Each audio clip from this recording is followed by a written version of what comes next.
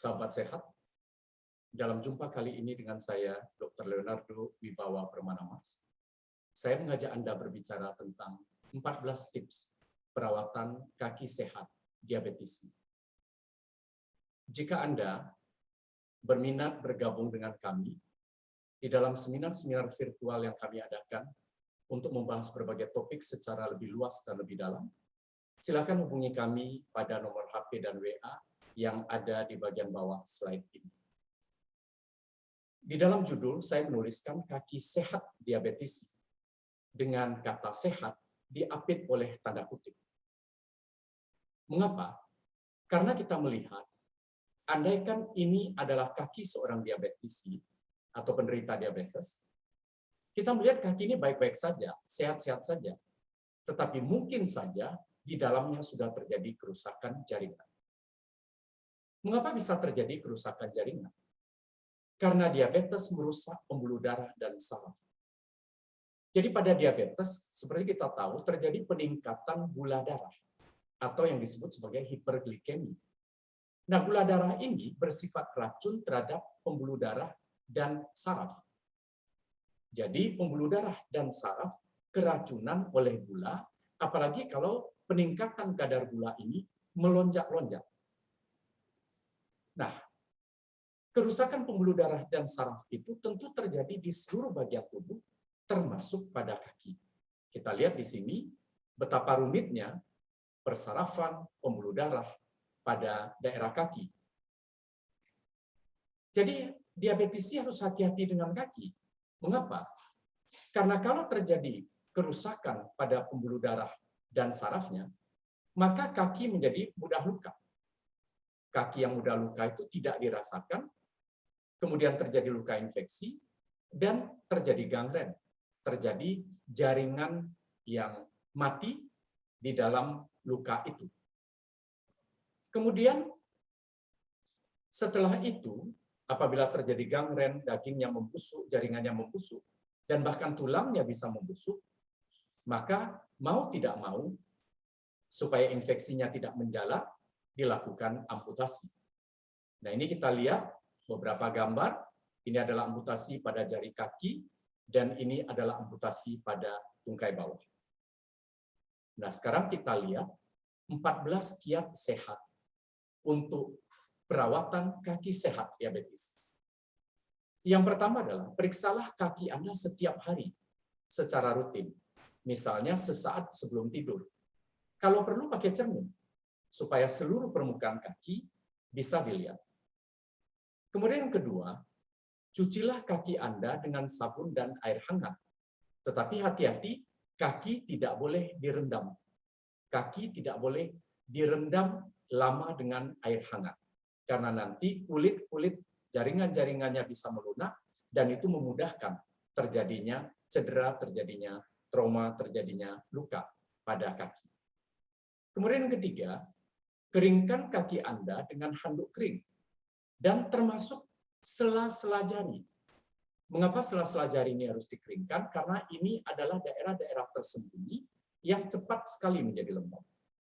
Kemudian yang keempat, oleskan krim pelembab pada kaki, tetapi jangan di sela-sela jari. Sekali lagi, karena apa? Karena sela-sela jari, daerah ini tersembunyi, seringkali cepat menjadi lembab, dan kemudian jamur bisa tumbuh di situ. Nah, ini yang memulai terjadinya infeksi. Lalu yang kelima, jangan memotong kuku terlalu pendek. Jadi perlu disisakan sekitar 1-2 mm, khususnya pada daerah sudut kuku. Kalau sudut kuku dipotong terlalu pendek, ketika dia tumbuh, dia akan menusuk ke dalam jaringan otot, jaringan kulit, sehingga ujung-ujungnya adalah infeksi. Ratakan ujung kuku dengan lembut. Kemudian yang keenam, selalu gunakan alas kaki, walaupun saat Anda berada di rumah. Jadi selama di rumah pun perlu memakai alas kaki, paling tidak sandal. Dan lengkapi dengan kaos kaki, andaikan itu perlu.